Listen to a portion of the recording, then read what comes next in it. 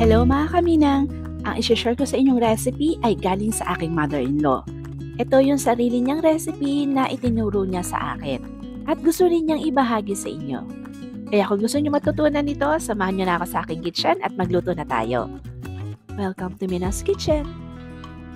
So una, hiwa-hiwalayin muna natin ito tapos alisin natin yung mga excess na mga dahon.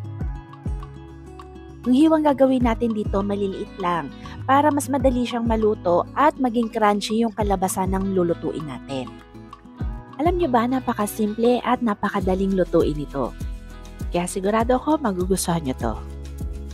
At para naman sa pork natin, lomo yung ihahalo natin dito dahil mas malambot daw to at mas madaling maluto. Ihiwain lang natin yan na maliliit at medyo may kanipisan. Kung gusto nyo ng mas maliit pa dyan, pwede naman. Katapos natin dyan, pwede na tayo magluto. Nakapag-prepare na din ako ng ating sibuyas at bawang kanina. Buksan natin yung kalan sa medium flame at maglagay tayo ng kaunting mantika sa ating kawali. Pagkatapos, maglagay tayo ng butter. So kapag okay na, ilagay na natin yung ating minced garlic. Isutay lang natin yan hanggang sa lumabas yung kanyang aroma. Then, isunod na natin yung ating chopped onions. Kapag naging translucent na yan, ilagay na natin yung ating hiniwang lomo. Ito naman, igisa o lutuin natin hanggang sa magbago yung kulay. Pagkatapos, kapag ganyan na, titimplahan na natin yung ating lomo. Maglalagay tayo ng oyster sauce, kaunting asukal, at ng pamintang durog. Lutuin natin yan ng mga 2 to 3 minutes o hanggang sa ma-absorb na niya yung mga panimplang inilagay natin. Pagkatapos, maglagay na tayo ng tubig. At haluin natin yan bago natin ilagay yung takip. Ito, siguro lutuin natin to ng mga 5 to 8 minutes or hanggang sa lumambot na yung karne. At this point, malambot na yung karne natin. Pwede na natin yan tikman at mag-adjust na tayo sa mga pampalasa natin.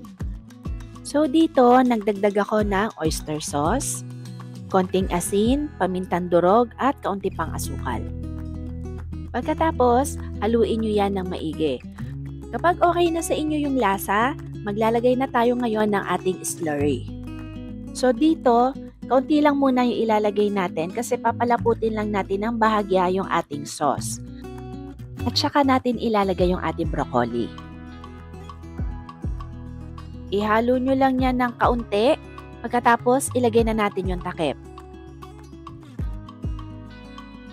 Isimmer natin yan ng mga 4 to 6 minutes or half cook lang. Mas maganda daw kasi na crunchy yung ating broccoli. At para mas masarap daw, maglagay tayo ng quail eggs. O diba? Nakakagutom no? Kaya ihanda na ang kanin dahil sigurado mapapalakas ang kain mo. Serve na natin. At ito na yung ating heirloom recipe, broccoli with pork and quail eggs. Subukan nyo rin lutuin ito at mag-comment kayo kung ano yung masasabi nyo para sa ating recipe for today. Kaya kung gusto mo pa ng mga ganitong recipes, don't forget to subscribe. Okay, kain na!